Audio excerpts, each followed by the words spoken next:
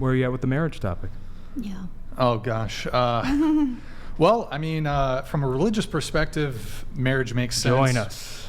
Not us personally. You don't get married. Yeah, there you go. No, She's not up for the gangbang. She's not up for it. Idealistically, my marriage is cool, I guess. From a religious perspective, I think it's great, but there's just certain realities when it comes to marriage, because at any point in your relationship, let's say both people are religious. At any point in the marriage, for example, as a man, the risks, the point of view from a man, your wife could just randomly choose. She reserves the right at any point to. Sorry, the thing is becoming undone again. Your wife reserves the right at any point to become a feminist and go to the state for recourse in her divorce, where she can get alimony and sign a prenup. Prenups are regularly. My understanding, I mean, I'm going to have some family and divorce lawyers on the show eventually, but my understanding with prenups is it can apply for everything earned prior to the marriage, I believe, but once you're married, it becomes collective property. So whatever you make during the course of the marriage could be subject to, community property. She gets 50% of whatever it was that you made during that. Then there's alimony, etc. And then prenups frequently get challenged. Recently here in Santa Barbara, we had, who's that actor? Nick, could you Google the actor, famous actor? His name is evading me right now. It was a dispute here in Santa Barbara because they were married. Kevin Costner? Kevin Costner, thank you. Yeah. Very wealthy actor, and they had a prenuptial agreement.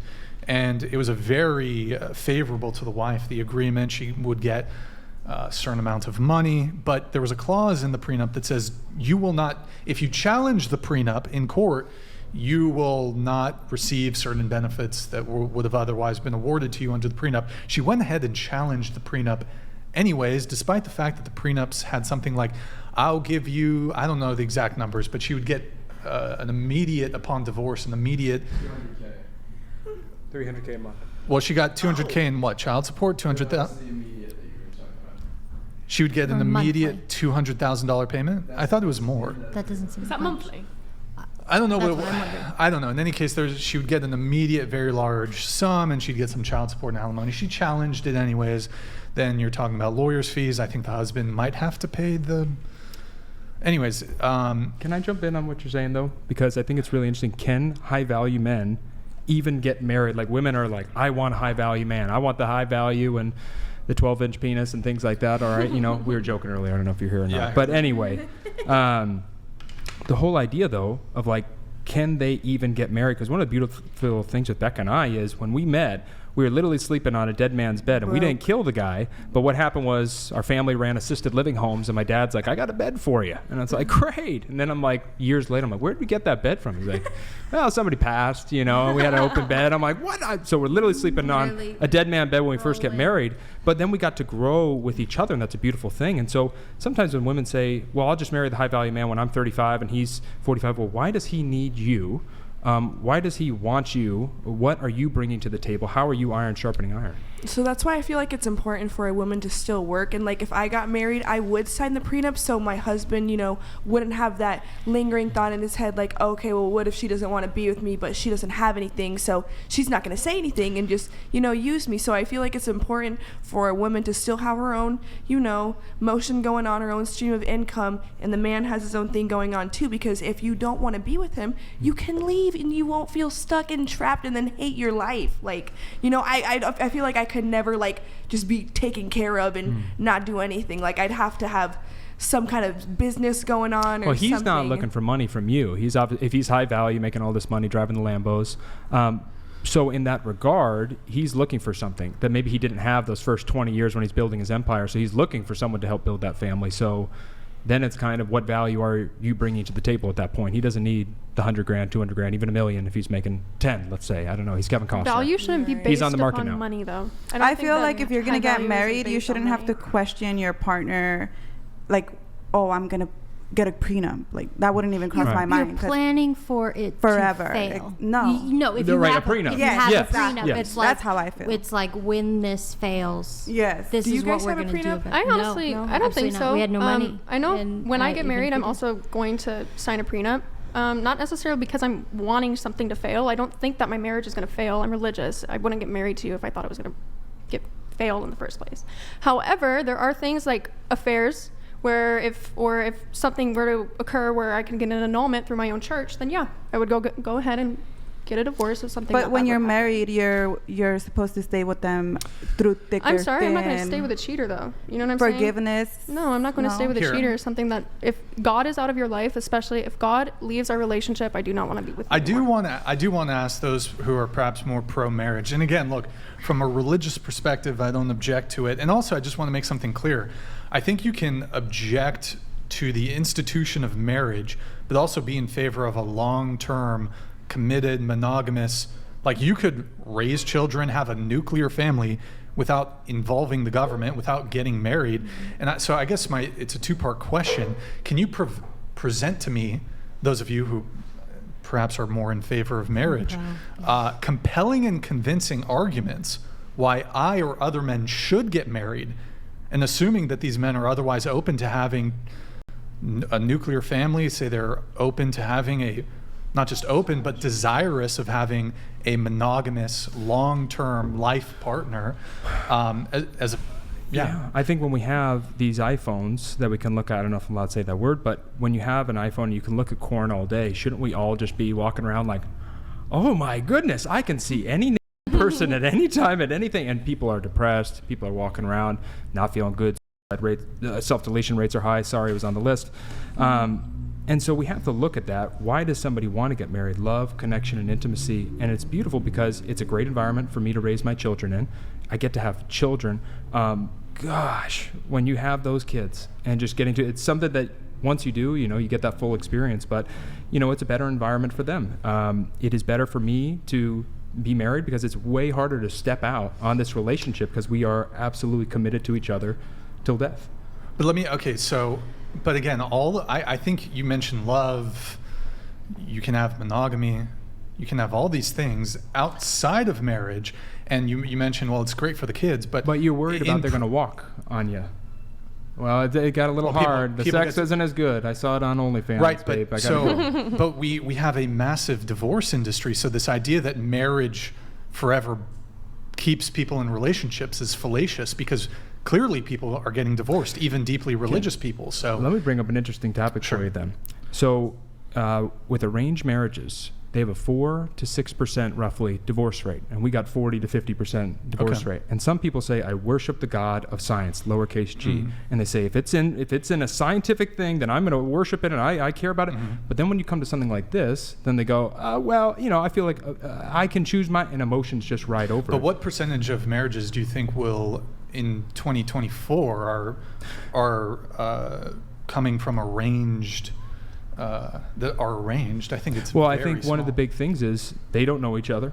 They're working on that relationship. They're saying we're not going anywhere. We're going to be in this thing for the long haul versus just we'll try it. If it doesn't work, we'll get the divorce. And we got 97% of alimony payments are made by men to women. So if I am the feminist, then I can jump out. But he was saying how many marriages are arranged.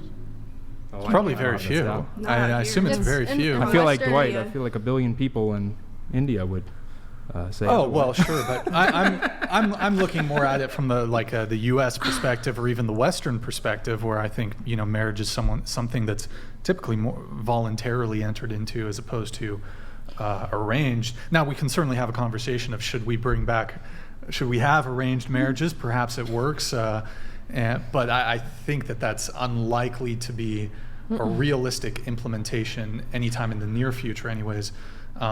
So, look, again, my concern is just I just don't see a compelling argument for it when I can have the family, I could be monogamous without having the state involved in my it's so my much more relationships. commitment, and also It's what? It's so much more commitment. Is it? Yeah, my parents always taught me that So once you're in a marriage, you're in So it. basically, you're not getting divorced. but you're removing agency from the individual. It's basically there's the state's gun pointed at you in one way or another, saying, well, if you guys get divorced, then there will be financial ruin. And I think that's a terrible reason to stay in a relationship. Well, there will be financial repercussions if you don't. How about just build a really solid relationship with somebody? Well, the whole point of getting married in the first place is that you're going to die with that person. So it's not really this. It shouldn't be the state pointing a gun at you, being like, okay, one day when you guys decide to get divorced, we're going to come in there and jack everything. No, that's not. If you can even picture not being with spending your life with somebody at any point in your life, don't be with them. The whole point of getting married in the first place is to say, I don't care about your flaws. I don't care what you do. I don't Anything care that what happens, we work I'm for there. it. Yeah. I'm there.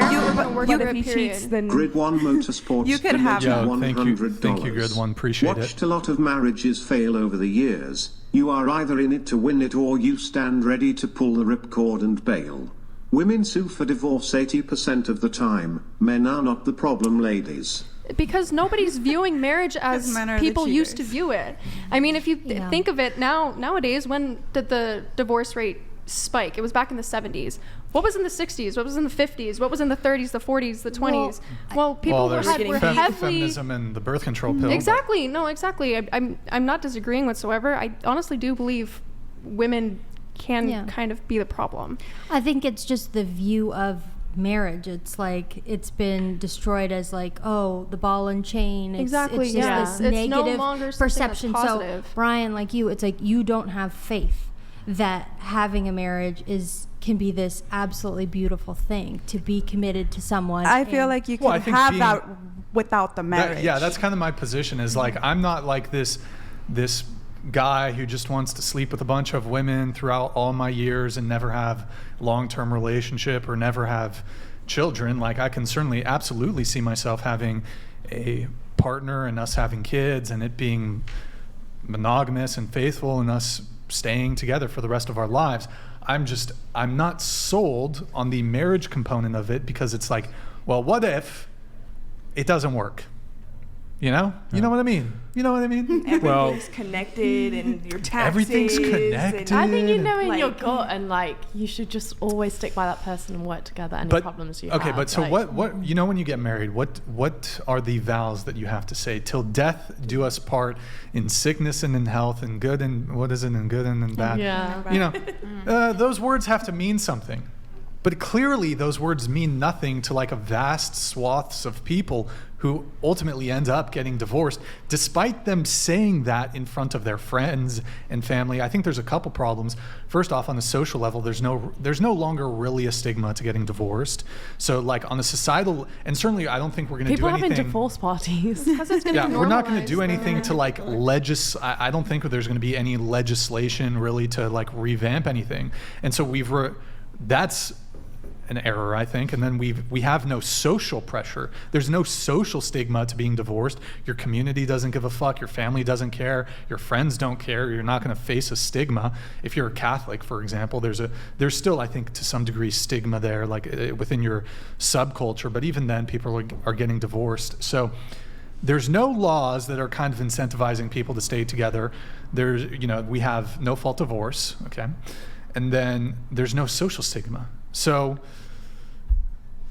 It's because it's been normalized. So well, and also the moment, if the man's the breadwinner in the relationship, this is why this is sort of a gendered issue, because why men are hesitant to get Grid married. One Motorsports We'll let this donated one come in from Grid One $100. Motorsports. Thank you, man. Lesbian relationships fail an order of magnitude more than gay marriages. Oh, okay. Ladies, you are the problem due Oh. to feminism. Well, look at Feminism that. has failed you. It's the failed you. patriarchy stands ready to restore you to Patriarchy. glory. Let's go.